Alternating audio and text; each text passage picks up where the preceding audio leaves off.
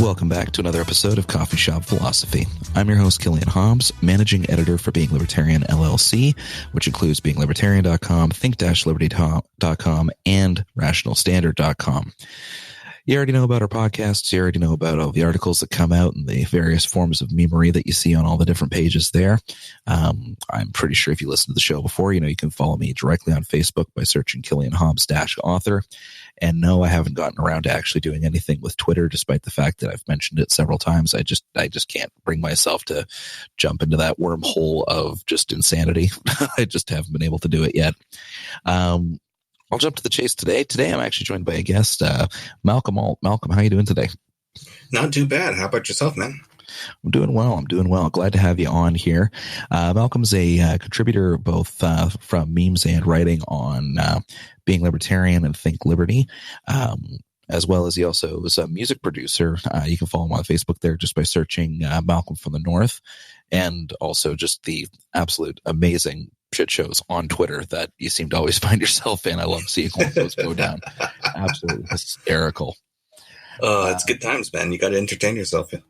You know, that's how I got involved in all this, was just entertaining myself through the just shit posting on the internet. And then here I am finding myself just writing and editing and doing all this other stuff because I just shit posted too hard, I guess. But most importantly out of all this, though, Malcolm here is a fellow Canadian, actually, for the maybe three of you that listen that haven't figured out that I'm Canadian yet, eh? So I got Malcolm here. We're actually coming up on our election this October. We're in the final stretches, I guess you could call it, because October takes place. The October election is on the 19th, if I recall correctly. Yeah, so we're less than 30 days away. Yeah, less than 30 days to go. So I brought Malcolm on here to kind of go through the primary candidates that we have. I say primary as in the actual focus ones, because I know you Americans listening have your primaries and then you have your election, and it's a whole 7-step process that I'm not going to get into.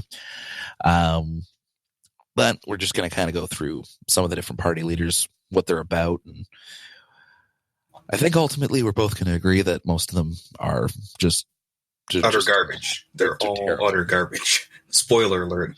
Yeah, spoiler alert. You both suck, and I can prove it mathematically. So I guess we'll get everything started here.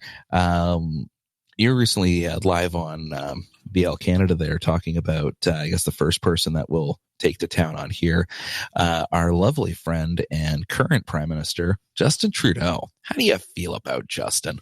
He has been probably one of the greatest lightning rods for comedy in my life for the last 4 years, but the absolute... Like, with Justin Trudeau, I think we've finally established with like a straight hammer to the head of the nail point that political dynasties are just a net negative.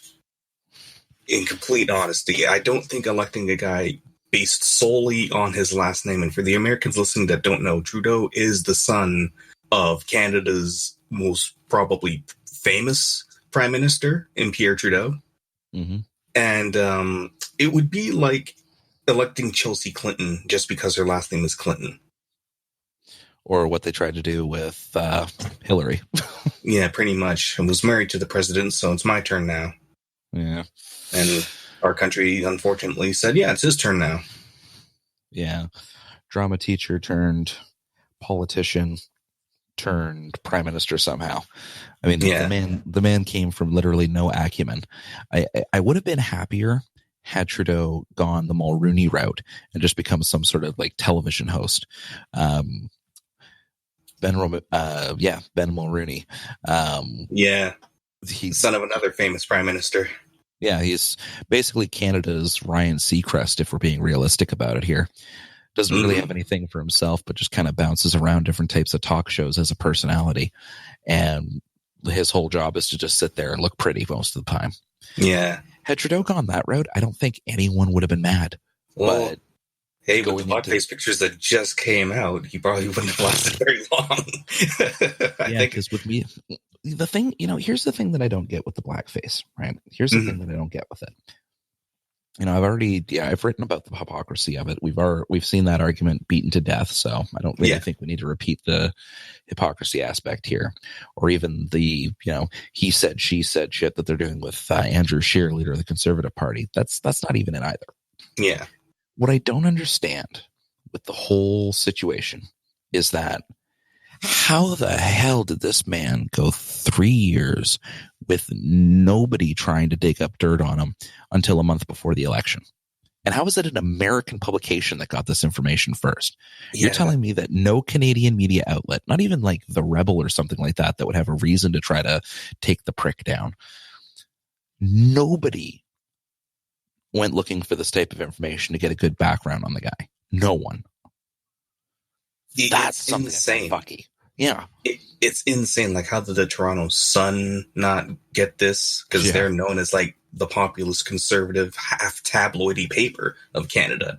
How they not get it? Global had the blackface video before that was released by Time, and they were just waiting to get verification from the Liberal Party that that video was Trudeau, because in honesty, that video is horrible in quality. Yeah, it is pretty bad. I mean, we don't know if it, I mean, technically a lot of things could have been him in blackface, because he doesn't remember how many instances there were. Yeah. Yeah. He went on record saying, I'm not sure how many times I've been in blackface. All right. That was basically his statement on it. But I mean, the blackface thing, not to downplay the horrid racism of it or the hypocrisy or any of the other issues, but I mean, that's just like a drop in the bucket for everything else that we've got wrong with that man. Mm-hmm. Like, and with him, like, people got to understand, long before this incident happened with him, he was already polling at a lesser approval rate than Trump. I think it's been like that for like the past 8 months. Mm-hmm. And with the vitriol that gets thrown at him by international media, you would kind of wonder how the hell Justin Trudeau could even fuck that up.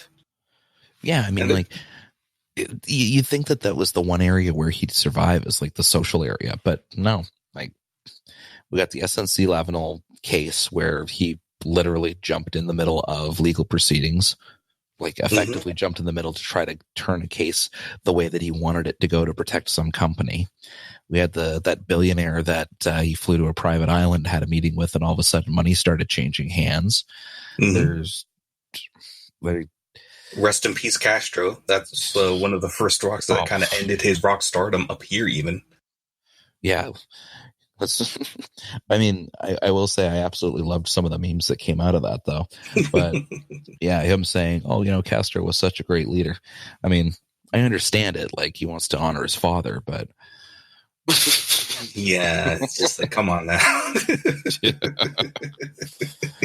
And there was also his record with the Indigenous has been completely horrible. Like, both in, like, a lot of it has to do with the current the pipeline scandal that he's going through, where he had spent $10 billion in a pipeline. He's been moving Indigenous people out of the way, clearing through the land in order to get some aspects of it built. And simultaneously, he wants to put in a carbon tax federally. And on the other side of his Indigenous issues, he's also been dodging protests from multiple Ontario-based Native tribes who are going after him because a lot of their waters are worse than Flint. Yeah. Due to a lot of the chemicals that are flowing into the rivers. And like, I think a week or two before this whole blackface stuff started up, he was actually in a city and saw Indigenous people protesting on the road ahead and made an unannounced exit. So yeah, he literally ran away. It's insane. I mean, that's not even to talk, if we're talking about issues with the Indigenous people, that's not even to mention the still unsolved and ongoing mass disappearance of Indigenous women that is continuously happening and has been since Harper. That he campaigned on. Yeah, he campaigned on fixing it and hasn't done a single thing except kick people off their land. Yeah. Like, that's going, buddy. There isn't a single point that the man has tried to make so far that he hasn't in some way, shape, or form collapsed on. like just that he just hasn't just completely collapsed on at this point. I mean, the only thing that he's really stuck to that you could probably give him some credit for is probably some of the environmental stuff that he pushes for. Mm-hmm. But the problem with some of the environmental stuff that he pushes for is that our government, and this is a lot of governments do this, and the US is the same, and I know a lot of the European countries that are pushing for all the green energy stuff right now are doing the same exact bullshit, where they take all of the, supposedly revenue neutral tax funds, mm-hmm. and they put that towards private industries' R&D costs. Mm-hmm. And then they let those private companies own the fucking patents. So we're literally fronting the bill for private companies to develop products that they then have the exclusive ownership of, that they're going to sell back to us. It is brilliant how stupid politicians really are. Really? Like, honestly, it breaks my head. Yeah.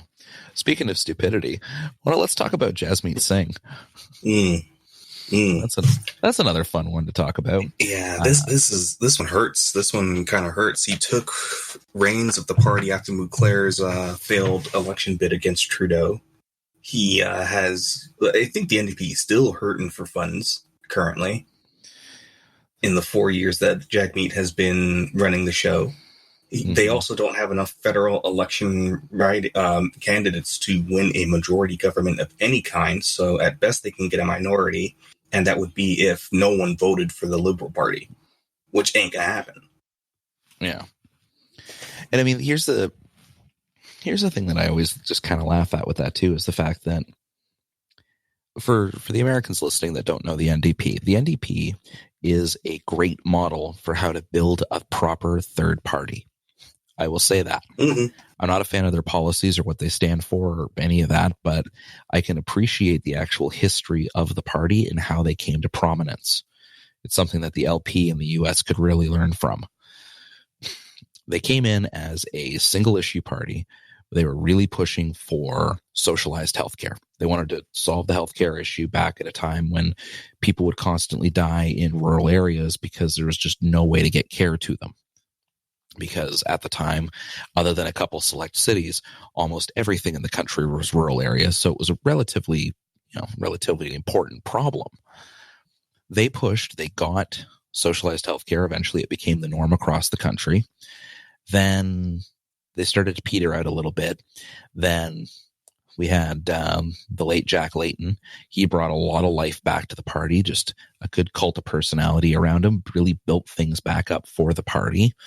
And even Mouclair, the previous party leader, he had a lot of energy to him, and he showed absolutely none of it on the previous campaign trail. Mm-hmm. Followed by Jasmeet Singh taking over, and now Jasmeet Singh's literal only claim to fame is the fact that he's the first Sikh to lead a major party in Canada. I'll give you another claim to fame for him. If you are on Instagram and you follow one of the more, I guess you would say, ratchet pages, kind of like in a World Star sense, it's called Six Buzz, with the number 6 for the S. You get the idea. Thanks, Drake, for that. Basically, he has been seen in the comment sections of videos going, yo, fam, and talking to the youths. So, yeah, people are upset with the fact that he is pandering to the post-millennial crowd in such a naked and kind of gross way. It's like when black people in the U.S. hate when white people take turns. Jagmeet, as a brown man, has done that. Just not even in terms of like race or anything, just in terms of like the generational divide. Yeah, like there's something wrong when the leader of a national party is using faux ebonics as a way to win votes. Yeah. What the? Yeah. Yeah. And like I'll say this too, and I mean it should say something about the conviction of the man. The man's been seen taking his turban off to meet with various, Islamic groups, like either going into different mosques and things like that. If the man can't even keep his turban on which is a very important sign of his faith as a Sikh man. If he's taking that off to kowtow to other faiths and the like, what does that say about how he's going to be with other countries? Yeah, because we're already seeing the light version of that with Trudeau. And we've seen it, of course, with previous prime ministers and as well as other premiers even in Canada. Mm-hmm. We've seen a whole bunch of that going on. It's weak leadership. Yeah. Like, sure, don't get us wrong. We understand Canada's population isn't as big as, say, China or India, the U.S. We're only about 35 to 40 million people up here.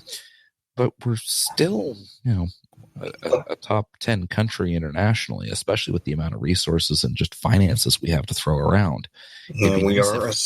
Sorry, go ahead. It would be nice if the leadership actually recognized that the country they run is a big player. Yeah, it's like respect the fact that we are a sovereign nation and not like a vassal state. It's kind of ridiculous the way we've been led in recent times. Yeah, it's like 1867 didn't happen for some of them. Mm-hmm. Honestly. Yeah, it's just, I don't. The thing that really gets me too, I mean, if we'll go through the rest of the party leaders, but I guess we'll talk about some of their actual policies as well. Mm-hmm. I guess if we're going to take shots at someone policies, let's bring up Maxime Bernier. Yeah. Maxime. I'm personally very, very disappointed in Maxime Bernier. I thought he was actually going to bring Canada's first right-wing party in about, let's call it like 25 years. Yeah, because even our conservatives aren't really right-wing. Our conservatives at best are classic liberals. Mm-hmm. And that's if they actually wanted to give up control, which they never seem to want to do, which is why the tax cuts very rarely work out the way that they should. Mm-hmm. Tax cuts should mean that more people have money in their pockets and are able to purchase services and so on and so forth. But a lot of conservative leadership, whether it's provincially or federally, seem to forget that you can't cut a monopoly when the demand still exists without also freeing up the market to fulfill that demand. Mm-hmm. And they refuse to ever change the laws and policies that allow the market to actually engage in things that have been primarily governmental space. And because they fail to do that, the cuts just cause problems, which is why it usually cycles back over to the Liberals and why Canada as a whole is left of center, because they see the Conservatives doing that and it kind of trips over itself once they've been in power for too long. Every time. But Maxime Bernier, exactly. Just for those in the States that aren't aware of the history here, Maxime Bernier ran against the Conservative Party leader, Andrew Scheer, for the leadership of the party. He lost it by less than 1%, I believe. It was like 0.8 or 0.7% was the split on the vote. But that was enough to give the Conservative leadership to Andrew Scheer instead of Maxime Bernier. Maxime Bernier continued with the Conservative Party for a little while, but found that the differences of opinion were a little bit too strong. And I think that that's because Andrew Scheer is basically Trudeau again, but with a different set of lobbyists, but we'll get into that in a bit. Mm-hmm. But he split off and created a new party, which was supposed to be very pro-free market, very pro-Canada, trying to really change things around. But Malcolm, maybe you can highlight some of the ways that they failed on that front. Yeah, so one of the ways that they failed on that front is a lot of that free market talk slowly got eaten up by anti-immigration talk. And the thing with Canada is the immigration issue isn't really that huge of a problem up here. It is not like in the States where you could argue that, like, resources are getting eaten up by a lot of people getting, like, crossing the border. We don't have, like, the border crime and, like, influence of a drug war from a country like Mexico, for example. Like, we border the States. That is such a huge factor in the mitigation of all that. But Maxime Bernier is trying to paint this picture that immigration is a massive, massive problem because of people being able to walk through Quebec and somehow taking a lot of jobs from people all the way in Alberta, which really breaks my head. he is shifted so much of his party's focus on that if you're outside of Alberta's more rural parts, and he's really honestly catering to the people who have lost their jobs in the oil industry due to Trudeau, and we will touch on that later. And the entire rest of the country is just hearing, oh, so he's Trump light with the wall. He actually very recently stated that have you heard about this, Killian, the border fence that Maxime Bernier wants to install? I heard of that, but I honestly thought it was just bad satire and skipped through. I didn't realize that was a legitimate headline. That's very disappointing. Yeah, so I think he just lost that last 2 to 3% of like whatever people who are actually saying they're going to vote for him, because it's just absolutely insane. And the other topic that he's really, really been pushing on, which is one that I agree with, is ending the dairy lobby. Something that conservatives in Canada should have been campaigning on, should have long since adopted into their policy. Basically, up here in Canada, for the Americans that don't know, we have a lobby that controls the prices for dairy, poultry, beef, I believe, as well as one other thing, and it escapes my mind at the moment, but Canadians pay typically anywhere from 15 to 300% more on those items, depending on which item it is, compared to the rest of the world. Another aspect of this dairy lobby is that Canadian milk farmers are not able to sell excess milk because they have quotas. So you can't even use the excess milk. They just throw it out. So it's just obscenely wasteful. So we're literally throwing out food because the government is saying you've grown enough when we have to keep the prices the way they are. Happens with a lot of cheese and the like. It's ridiculous. Yeah, no, it's absolutely moronic. I mean, this is Americans like to think that their markets are restricted. You just look into supply chain management up here, and it's brutal. It's absolutely brutal what it does, and you can see the damages of it. I mean, I was pretty sure that we settled the debate about having the government control these things with the Cold War, and I was pretty sure that free market capitalism supposedly won that one. But hey. Yeah, I guess we didn't hear the message up here. Yeah, I guess not. But again, speaking of not hearing messages in the supply chain, let's actually, before we switch over to Andrew Scheer, one last thing that we should probably include when we're talking about Maxime Bernier is some of his delightful candidates. Yeah. That's one that we can't really dodge there. Yeah, no. I believe one of them was found with white nationalist ties to an American. Go ahead, sorry. I was going to say, I think the official count for people who are either in the party or attempted to run for a candidacy, like run for like a particular seat, I believe the total of people who had ties to either neo-Nazi or some form of white nationalist type organizations reached a total of about 12. Yeah, so it's not one or two. It was about 12 people, and they the official party statement is basically,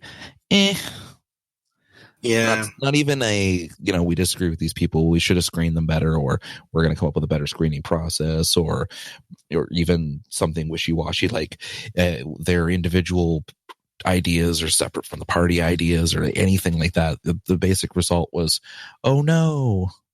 That's so terrible. We'll definitely keep an eye out next time. Yeah, and that happened again, and they just said the same thing over and over again. And like you said, the People's Party of Canada has been turning out very disappointing. I mean, it'll be interesting to see if they pick up seats, and it'll be interesting to see what the people elected do with those seats. I swear, like, here's what kills me. Here's what kills me. If they get more seats than the Green Party. Because the Green Party fluctuates between like 1 and 3 seats federally. If the PPC gets like 2 and the Green Party gets like 1, that'll say a lot to me. Well, I mean, There's not much to say about, I mean, we may as well get her out of the way now. There isn't much to say about Elizabeth May, leader of the Green Party up here. There really isn't. Mm-hmm. People, I was talking the other day about this. People like our age, like late 20s, early 30s, they were learning about Elizabeth May in grade 5. Mm-hmm. She shouldn't still be in politics if they were learning about her when people who are the primary adults now were in grade 5. But she's still there, still plugging away. She's probably about as successful, if a little less than, the American LP, which kind of says it all for you there. We could talk about Tim Moen, but again, the Liberal Party doesn't really the Libertarian Party does about as well up here as it does in the States. Love the man to death, but it's just one of those party issues where it's kind of hard to run a party that says that, we want to repeal pretty much all of the standard socialization things that makes a lot of Canadians think that they're better than the Americans. Trying to run a party that wants to repeal all that, it's going to take a lot more work to get there, and I don't think that you'll see it inside of Tim's lifetime. Love the man, but there's really not much more to say on him or her. So let's rip Scheer apart. Fucking Scheer.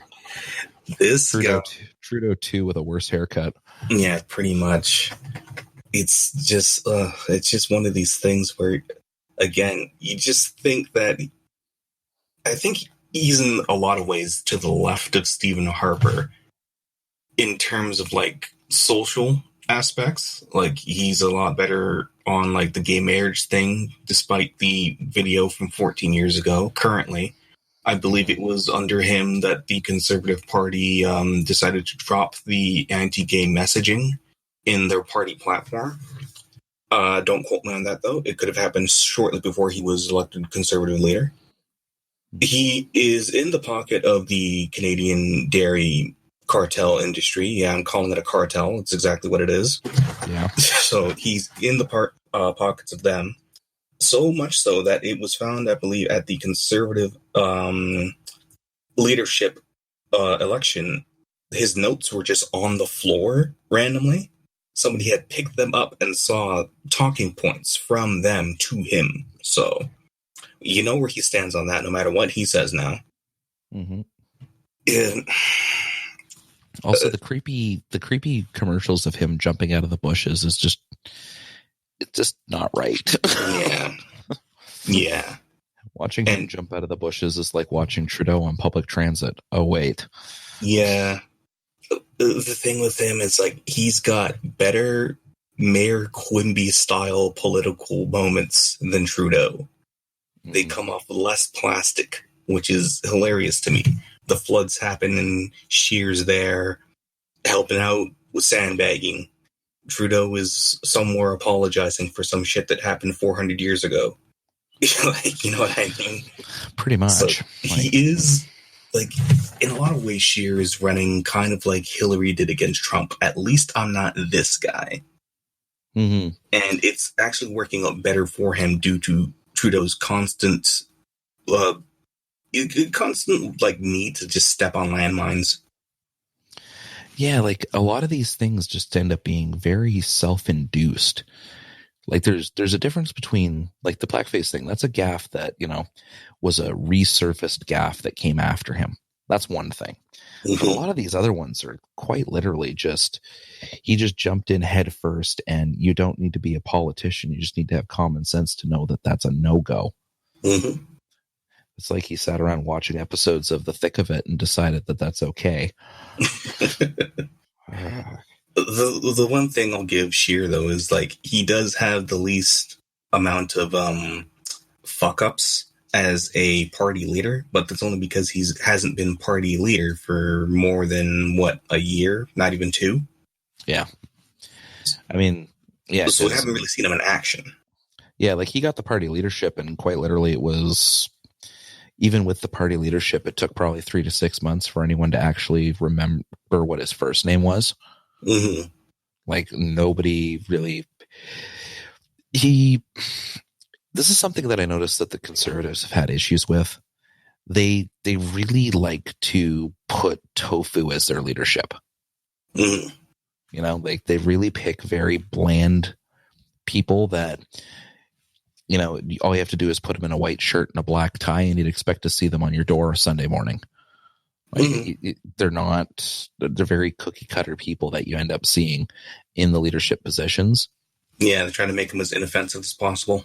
Yeah, like at least, you know, not so much term one or the whole bounce back and forth coalition government issue that you saw with Harper, but at least term two Harper had some life in him. Mm-hmm. You know, at least he had some life in him. Ryan Mulrooney had some life in him. I mean, not as much life as Chrétien did, but you know, at least they had a personality at that point. It was like, it's like the Conservative Party is afraid of showing a personality, because if someone has a personality, then they're likely to screw up in the same way that the Liberals have been screwing up here. Yeah, exactly. They're like, so it's kind of like a Stepford husband. That's what the Conservative Party is. That's what they do. Ever since, you know what it is? Ever since Mulrooney, and for the Americans who don't know, he's probably the most hated prime minister in Canadian history, because he was the Conservative that decided to put in, I believe it was GST. Mm-hmm. So basically a flat out, what was it, a 7% tax on most products in the country. And you know, what's really funny with that, right? What's really fun with that, complete sidebar here, but what's funny with that is that prior to the GST and PST, the PST being the provincial version, prior to that, taxes were just included in the price. So all the sticker prices were post-tax already. What he did was, or what the original intention was with him, was to actually pull back the previous taxes and then simply add this tax on. What most businesses did, though, is they just added it on to the pre-existing price that was already supposed to have a tax on it, which meant that all of it was just additional revenue. And then once he lost the election and Chrétien came in first term, all of a sudden they were able to immediately balance the budget, and everyone was praising them. And they balanced the budget because of this tax that they voted the last guy out for. Mm-hmm. Another thing with Chrétien, and funny enough, was even as a Liberal, he made a lot of cuts to social aspects of the country. Yeah, well, that was the Quebec referendum. This is true. Oh, man.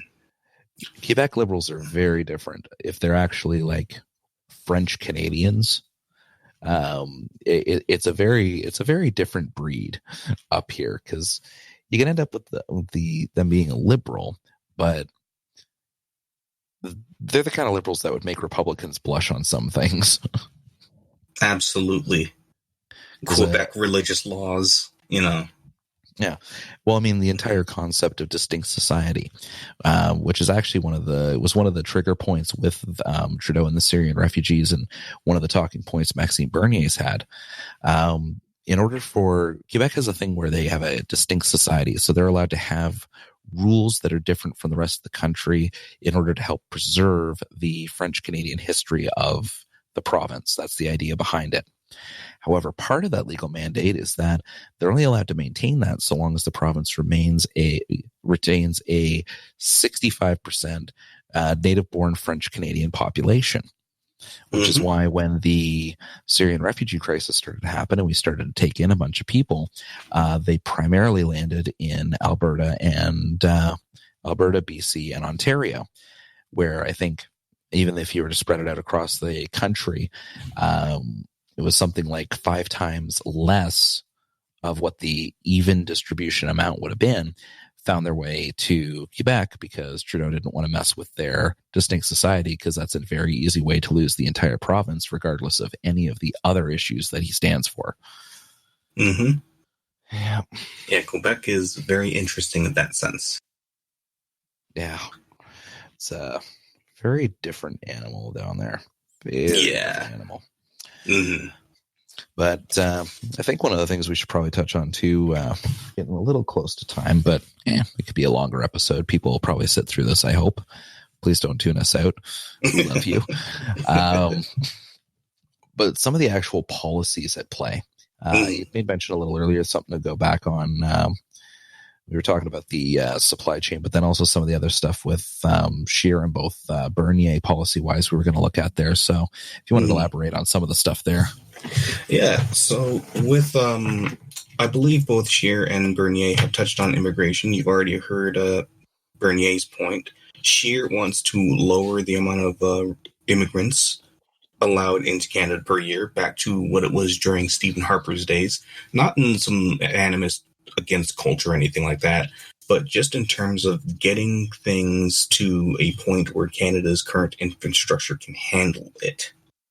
Because we currently do not have the infrastructure to take on the numbers that Trudeau ultimately wants to bring it up to.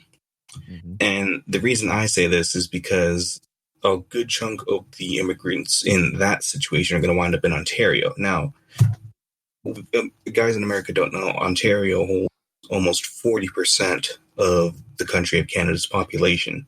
And a lot of that is due to immigration over decades. Mm-hmm. And where me and Killian live, we live near what's called the Golden Horseshoe. What is the Great Lake that we're near? That's Lake Superior, if I'm correct. Or is it Ontario? No, we're near we're kind of near both, technically. You're right. But the Golden Horseshoe, that's Ontario. Closest would be Lake Ontario for us. Yeah, so that's Toronto, Mississauga. Pretty much the majority of Canada's big cities are around this lake. 1 in 5 Canadians live in the Golden Horseshoe. We have some of the longest wait times for hospitals in the world. Even with our socialized healthcare, we actually rank bottom on developed countries in terms of healthcare due to the wait times when you actually account for them. And Scheer wants to bring that back down to a reasonable level. So that policy makes sense to me. Just for having that not explode on us. Mm-hmm. But he is, again, horrible on the dairy stuff with the cartels that we're dealing with. Anything you wanted to add? Well, I think that also when we're talking about the policy side, and you kind of mentioned this with the infrastructure, and this is the issue that I have with most, let's call them what they are, authoritarian right, right side authoritarian parties. This is the issue that I have with pretty much the majority of them. Like I mentioned earlier in the episode, is the fact that they have all these great ideas on how to fix the current just clusterfuck made by the vision of the anointed that we see from when people that are on the left get elected, and they come up with all these grand social ideas where they're going to change everything on us and make it work so that, they're going to have pretty much hand over fist handouts ready to go to make sure that everything works perfectly. And it's all going to be hunky dory. The problem that we have with the Conservatives is that they all claim to be for free market economics. They all claim to support various forms of liberty or trying to bring Canada back to some golden standard, or in the States, it's make America great again, or similar taglines if you look at the current right-wing populist parties that are popping up in Europe as well. But every single one of them still wants the level of control that the Liberals got for them in the economy. They don't want to give that up. Yes. I don't like the thing policy-wise that is really just disappointing with Canadians' version of conservatism is that a big focal point with Canada was that we were distinct. It's the concept of distinctiveness that is core to the Canadian idea. That's why, America has the melting pot idea, but Canada goes with more of the mosaic idea for the way that they view multiculturalism, where, the entirety of Canada is made up of the mixture of all the different people that are there, but it's not just one big pot where we all just come out Canadians at the end, but everyone retains that kind of unique heritage that they have. It's that distinction that really makes us who we are. It was us being distinct from the British that made us who we are, and us being distinct from France for the French Canadians, and just all those differences. That's kind of what makes us who we are. So when we have the right-wing parties like the Conservatives and now the People's Party of Canada trying to talk about kind of bringing us back to that, and yet they want to keep things exactly the same with the same governmental mechanics that inhibits that. They want to keep the restraints on private industry. They want to keep all of the different social engineering tools and programs that currently exist. They want to keep the doors open on those rather than starting to shut some of those doors. They ask why it doesn't work. They also, for the life of me, and this would benefit every Canadian party, they also want to keep the first past the post system. And I think the reason for that in recent times is that on the provincial level, you just saw the Liberals run Ontario for 14 years in a row. At the federal level, we just ended Harper's, 11, 13-year run? Mm-hmm. You don't get those long, massive runs in a system where it's more proportional. You certainly don't get them in the States, even with, well, you do get them in the States, but like the States has like a two-party system. You also have like political dynasties and gerrymandering and all kind of deal, just on a different level of Canada. But what would benefit the federal parties in general is like if somebody would come in and just go, you know what, we need to change this voting system so that we don't have these long dynasties of one party ruling everything for most of a generation. That just doesn't do anyone any good. Mm-hmm. And I believe that the only reason that Doug Ford's Conservatives in Ontario have looked to switch on that is because they think they're going to try and go for a 15-year run like the Liberals did. It's not going to happen. No, he's pissed off too many people at this point because same thing that I mentioned before. You can't make cuts when you're the monopoly. Mm-hmm. And the Ontario government, I mean, a third of our province in some way, shape, or form works for the government, whether it's federally or provincially. A third of the damn labor force in the largest province in the country works for the government, mm-hmm. which is an insane statistic. But when we start making cuts, like they've got the cuts on the education right now. Now, I know a lot of libertarian listeners, you know, I'm a libertarian myself, of course, Malcom mm-hmm. is as well for the most part. But again, you know, hearing, tax cuts, government spending cuts, this sounds like a great thing. It's not when they have the monopoly. All it means is that the actual amount of, like, the demand that's existing doesn't change. It just means that it's being fulfilled in an even poorer capacity than the government was already failing to provide. Yeah, it's not like... It just gets worse when you cut, when you're the majority. It's not like... monopoly. Yeah, it's not like cuts were made and it was easier to have private schools pop up and take their place. Mm-hmm. Yeah, I mean, if that had happened first, like, I think that would have probably worked out quite well. Had it been, okay, so we're going to change the way that it's structured so it's a lot easier for private market schools to be formed, maybe do something where if you sign your kid up for private school, you immediately get whatever the calculated tax rate of your contribution versus what the public education cost of your contribution is, immediately get that back on every tax if you sign off that you've done it. So many things could have been done to help with that transition.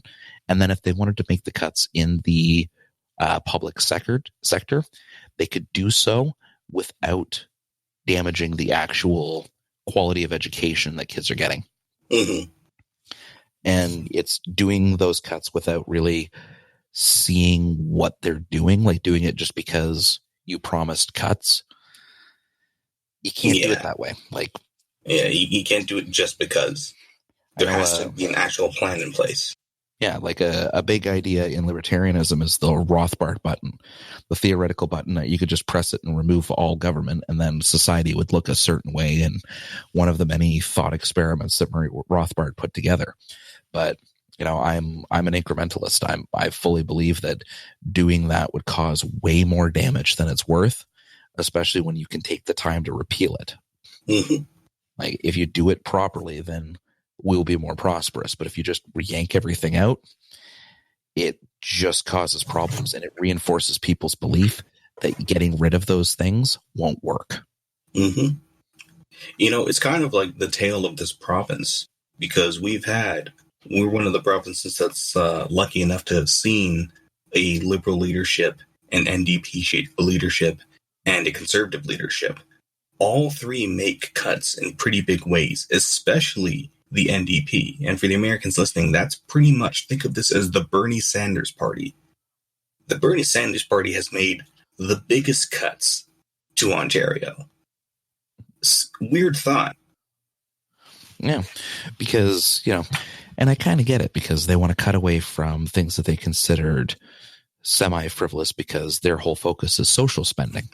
So I get the idea behind the way they do it, and at least it was semi-smart that they were making cuts to compensate for the extra spending rather than just extra spending, which is what the Liberal Party up here does. Mm-hmm. But again, back on the federal side, I mean, even if we just look at, we could look at the economic track record. We've been on a nosedive with Trudeau in. Mm-hmm. We could look at, a great metric if we're talking, let's say foreign policy, the increases in trade deficits and the fact that we basically got laughed off of the UN Security Council, a position we've held as long as the UN has existed. We basically got laughed off of for that because Trudeau showed up, and then 5 minutes later, apparently that was basically, he just was a little boy lost, and then all of a sudden it just wasn't worth having us on there anymore. It's a dark time up here. You want to hear Send help. You want to hear the economic plan that the Liberals have in place. So far, they only have one for their platform. The election is less than 30 days away. So what the Liberals want to do is reduce cell phone bills by 25%. Okay, now you see, that aggravates me. I'll say why. Because that's, for people that are unaware, that's part of my day job. I'm a sales manager, and that's one of the things that we deal with. But just recently, the rate costs all came down massively anyway. Mm-hmm. I'll give you an example, because in Canadian dollars, of course, but to get a plan with, say, 10 gigs of data, even if you're bringing your own phone, that used to cost like $115 to get a 10 gig plan. And you would still be charged overage if you went over that 10 gigs.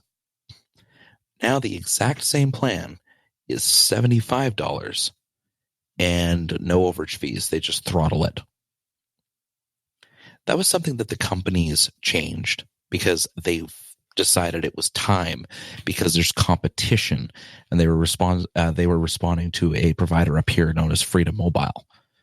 They were simply responding to market competition and dropped it by more than 25% in order to account for their competition.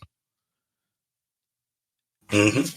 So I mean, what's he going to do? Try to force it below that, and then the companies are going to have to come up with ways to make up the difference on the costs of the device, because most of the phone plan costs up here are the actual financing costs for the, $1,000, $1,500 top end new phones that come out. Mm-hmm. It's making policy for something that's already happening, which is really weird because it's not the only thing Trudeau does that on. Like, he says he wants to ban plastic straws by 2020. The major fast food places have already put in cardboard straws. Yeah, and they did so simply because people have started asking for them. Mm-hmm. It's like the carbon footprint thing. One of the biggest things that we see with the carbon footprint is meat consumption. Now, I know there's a lot of people that, they get up in arms when anything climate related is brought up, but it's an actual statistical fact that our factory farming of beef specifically, poultry and pork, not so much, but our factory farming of cows and the additional breeding and the additional methane released from their breeding, the water we use for maintaining them, the land, et cetera, it is a contributing factor to overall CO2 emissions. Like, it's there. It's closed science. Like, it's not like that 97% agree, which was a bit of a lie, because it was actually 33% of all papers actually bothered to make a statement about who was to blame. And of that 33%, 97% agreed it was humans. So really, it's a little under a third actually think that. But that's another story for another episode, I suppose. Mm-hmm. But the market responded with Beyond Meat and a whole bunch of other products that are coming out that are plant-based meat alternatives that actually taste like meat, because they know that people want their meat to taste like meat. But if they want to reduce the carbon footprint, so long as you throw your straw out in the actual proper receptacle, it gets recycled, because it's single-use plastic is easily recyclable. Exactly.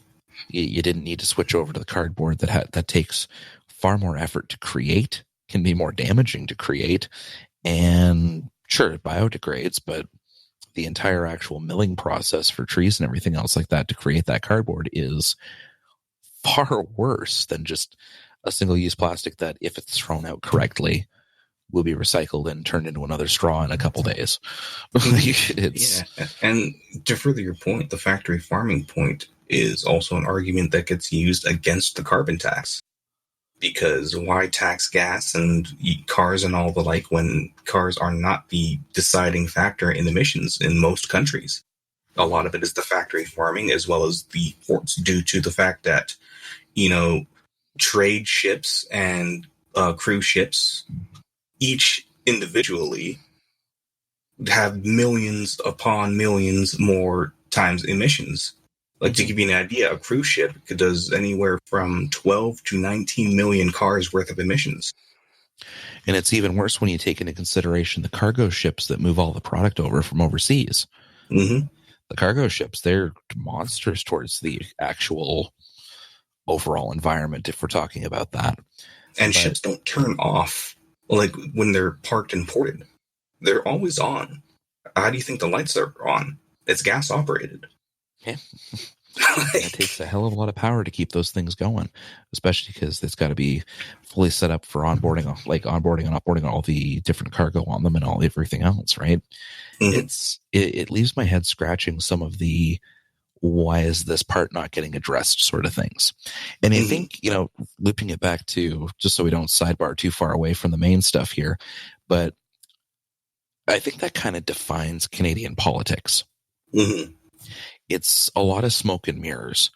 I mean, that's the same in every country, but a lot of the changes that get made up here are done at a very superficial level, because we do, generally speaking, have things going pretty well for us up here in comparison to some other countries.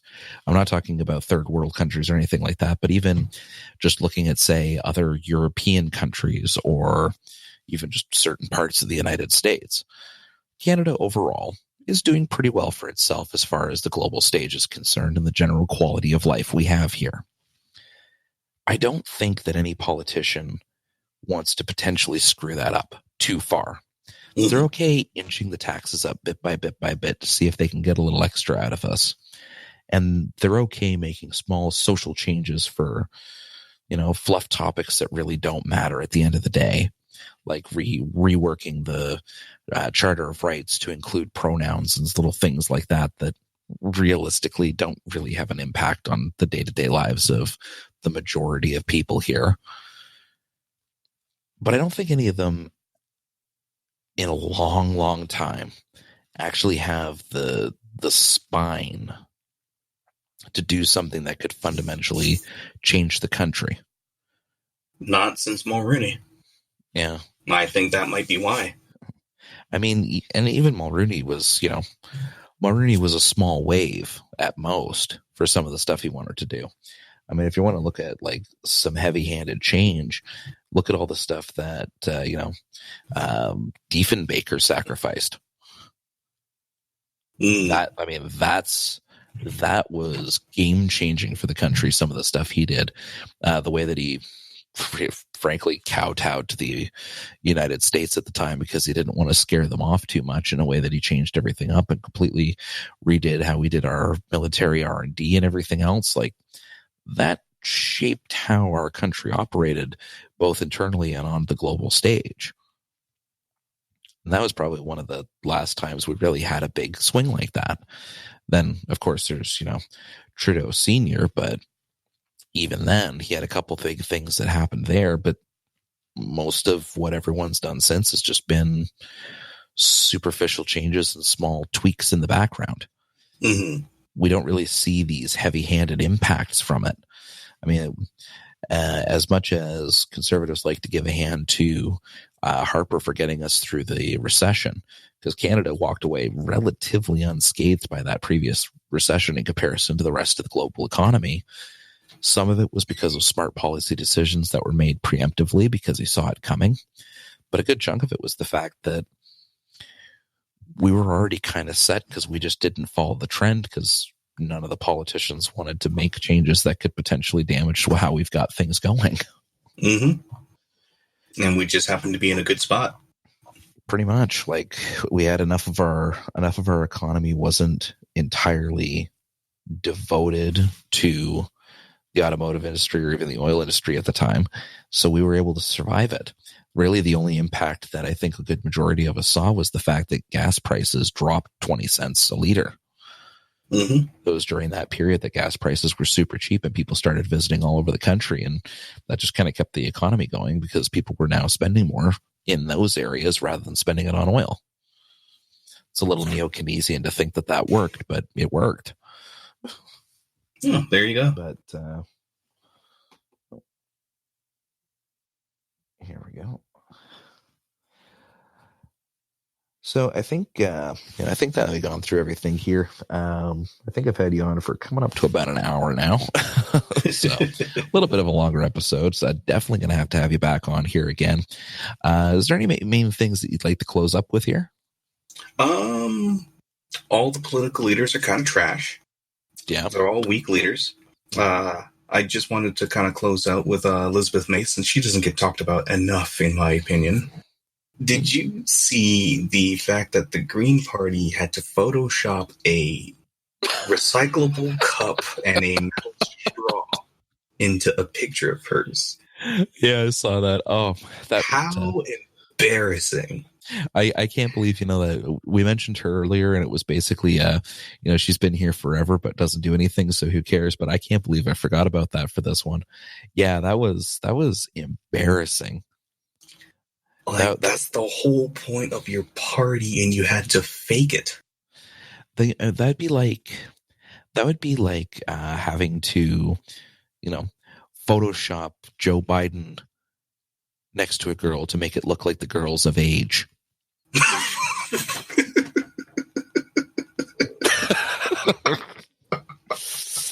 I think on that note, we'll probably wrap it up here, though.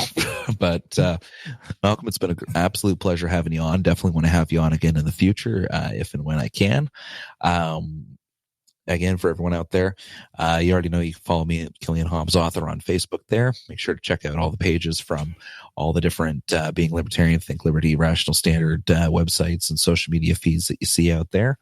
If you want to talk a bit more about the Trudeau blackface controversy, along with the Andrew Scheer gay marriage commentary, I had a piece out recently on Think Liberty, published on Wednesday, regarding that whole hypocrisy and kind of the issue of playing back and forth on that. So do make sure to give that one a read. And of course, if you're on Facebook or Twitter there, make sure to follow Malcolm from the North there. I think he got the same handle on both sides, and you can kind of take a look at all the stuff that he's got going on there with music, funny tweets, and decent articles as well. But otherwise, if you liked what you heard and you'd like to hear more, I'll see you again next week.